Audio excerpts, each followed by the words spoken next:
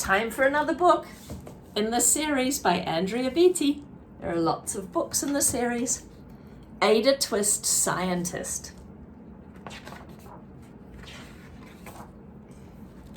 Maybe you know somebody called Ada Lovelace.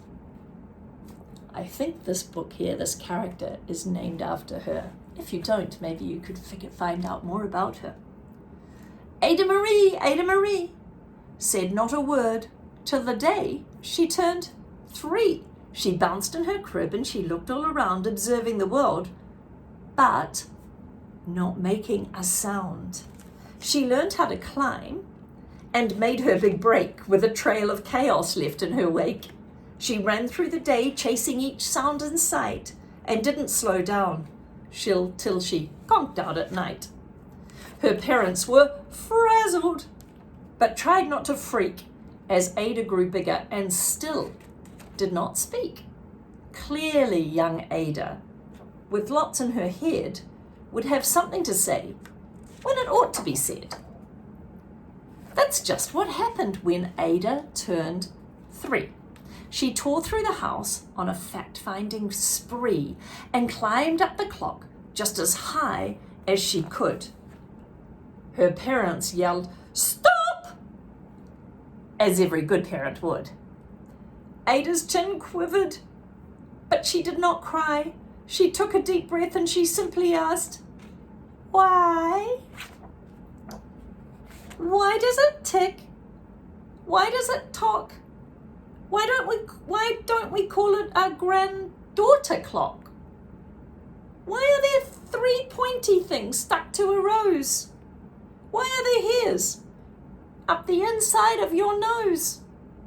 She started with why and then what, how and when.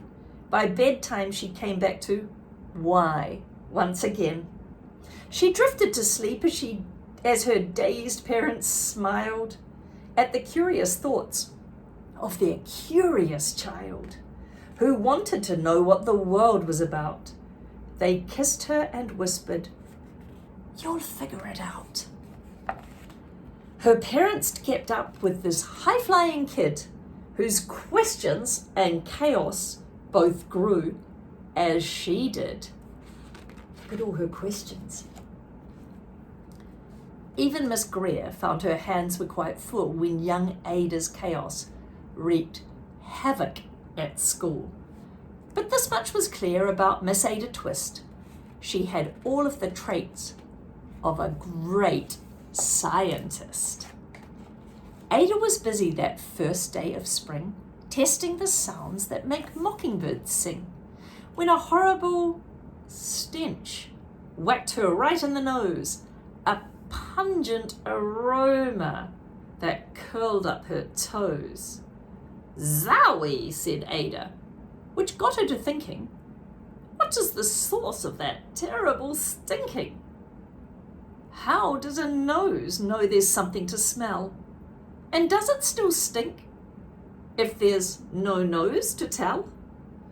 She rattled off questions and tapped on her chin. She'd start at the start, where she ought to begin. A mystery, a riddle, a puzzle, a quest. This was the moment that Ada loved best. Ada did research to learn all that she could of smelling and smells, both stinky and good. One hypothesis Ada thought could be true: the terrible stink came from Dad's cabbage stew. She tested and tested, but soon Ada knew it was time to come up with hypothesis 2. Then zowie!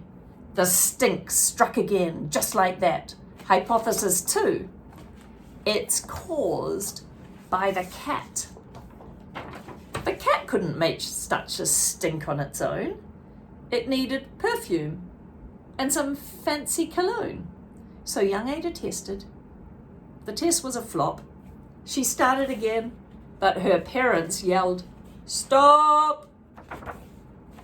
Ada Marie, to the thinking chair now. By the time we count 3. "Enough," said her mother. "That's it. said her dad. Her parents were frustrated, frazzled, and mad. Why? Ada questioned. Her mother said no. Her father, what? Ada queried. Her father said, go. You've ruined our supper. You've made the cat stink.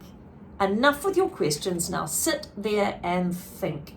She looked at her parents. Her heart turned to goo. Poor Ada Twist didn't know what to do.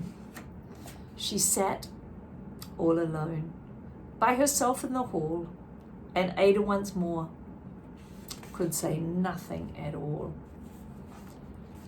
And so Ada sat, and she sat, and she sat, and she thought about science, and Stu, and the cat, and how her experiments made such a big mess. Does it have to be so? Is that part of success? Are messes a problem? And while she was thinking, what was the source of that terrible stinking? Ada Marie did what scientists do. She asked a small question, and then she asked two. And each one of those led to her to 3 questions or more, and some of those questions resulted in 4. As Ada got thinking, she really dug in. She scribbled her questions and tapped on her chin.